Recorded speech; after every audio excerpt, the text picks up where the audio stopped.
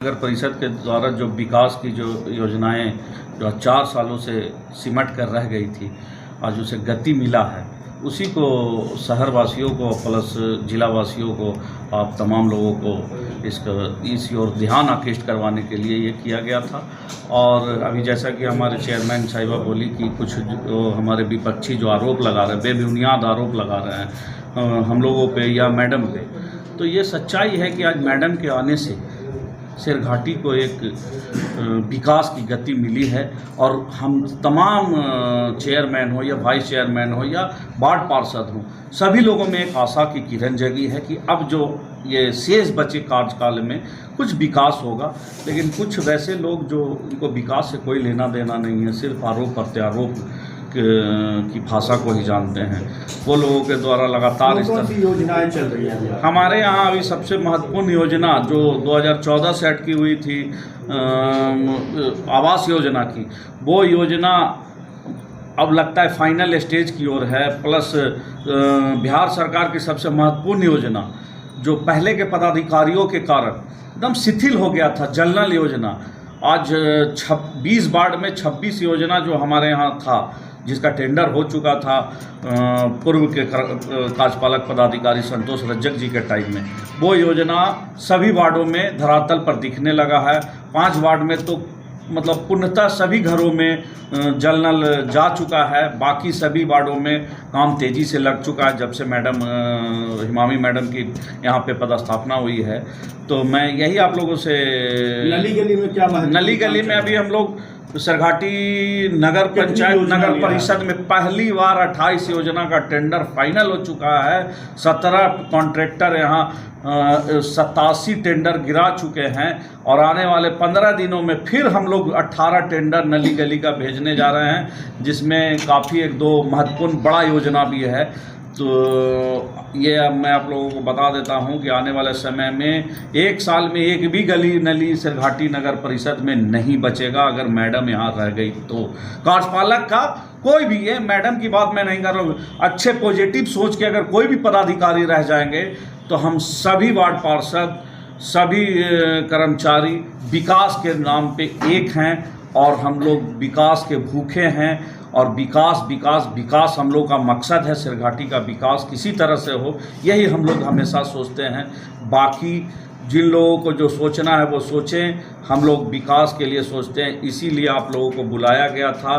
और एक बड़ा मैं बता देना चाहता हूँ कि 557 जो आवास योजना था वो समाप्त इस महीने हो जाएगा। उसके बाद 1300 और लाभार्थियों के लिए सैंक्शन हो चुका है हम लोगों के प्रयास से, तो वो भी अगले महीने से वितरण होने वाला है। और हम लोग लगातार प्रयास कर रहे हैं कि शेरघाटी जो पिछड़ चुका था विकास की गति में, उसको हम लोग आगे बढ़ाएं। सभी लोगों का सहयोग, आप लोगों का भी मैं सहयोग चाहता हूं। और कुछ गलतियां किनसे होती है, जो कार्य करते हैं उन्हीं से गलतियां होती हैं, तो गलतियां सुधारी भी जाती है। और हम आपके शहर के हैं, आपके छोट भाई हो सकते हैं, भतीजा हो सकते हैं, अगर कहीं पे हम लोगों से कोई गलती आप लोगों को भी लगता हो तो आप हमें मार्गदर्शित करें। ये नहीं कि सिर्फ चैनल के माध्यम से या चौक चौराहे पे हम लोगों को डेमोरलाइज करने के लिए या बेवजह आरोप प्रत्यारोप, उससे हम लोगों की थोड़ा सा मनोबल टूटता है कि हम ईमानदारी पूर्वक काम कर रहे हैं और उसके बावजूद भी हम लोगों पर आरोप लगाया जाता है जो काम नहीं किए हैं सो। और विकास तो होगा तो पैसा निकलेगा। अब जो लोग कह रहे हैं कि ज्योति श्रीवास्तव पैसे की रखवाली कर रहे थे, तो कहने का मतलब कि हम लोग भी अपने जीवन काल में कमाते हैं और उस पैसे को खाली बैंक बैलेंस करते जाएं, भोग न करें, तो धन की 3 ही ये होती है, भोग, दान, नहीं तो नाश। तो अगर सरकार हमको 30 करोड़ 40 करोड़ रुपया नगर परिषद को भेजता है, हम अगर उसको खर्चा न करेंगे तो वो पैसा फिर वापस ले लेती है सरकार मार्च के महीने में। तो अब पहले यही होते रहा है इसलिए वो लोग इस टाइप का बात करते हैं। हमको तो बड़ा हंसी आता है वैसे वैसे गार्जियनों के मुंह से कि रखवाली कर रहे थे।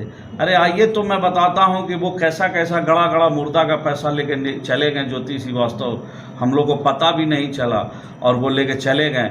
लेकिन हम लोग जो कर रहे हैं शहर के विकास में खर्च हो रही है, ना कि अपना जेब भरने का। इसलिए मैं सिरघाटी वासियों से और उन तमाम लोगों से, सभी लोगों से आग्रह करूंगा कि आप हमें सहयोग करें और हिम्मत दें और मनोबल को ना गिराएं। हाँ, कहीं गलती हो तो आप हमें भाई के नाते, भतीजा के नाते, दोस्त के नाते आप हमें सजेस्ट कर सकते हैं। हो सकता है हमसे गलती हुई हो, उसको हम सुधारने का प्रयास करेंगे। शहर में कई जगह लाइटें जो लगाई गई थी पूर्व में वो अभी ख़राब है जहाँ तहाँ। वो लाइटें जो ख़राब है वो सही आपने मार्गदर्शन दिया है, उसके लिए हम हमेशा तत्पर भी हूँ। लेकिन जो लाइटें लगी हैं 3500 लाइटें सिरघाटी शहर में पहली बार 2019 में लगी है और वो लाइटें बिहार सरकार के द्वारा लगाई जा रही है डबल ECCL के माध्यम से। तो ये भी हम लोगों की कमजोरी नहीं, ये भी यहाँ के पदाधिकारी के कमजोरी के कारण ये लाइटें जो बंद पड़ी है।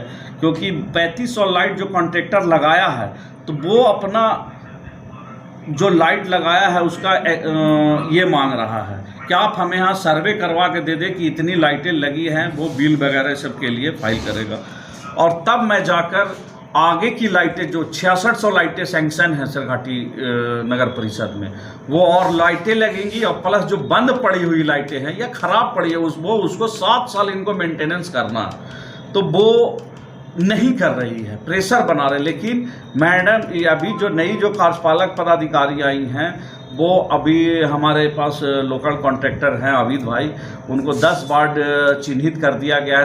ये सर्वे हो गया है, रिपोर्ट जा रहा है, इनका बिल 1-2 दिनों में इन्होंने भी आश्वासन दिया है कि 1-2 दिनों के बाद नई लाइटें भी लगेगी और बंद पड़ी लाइटें की मरम्मत भी की जाएगी।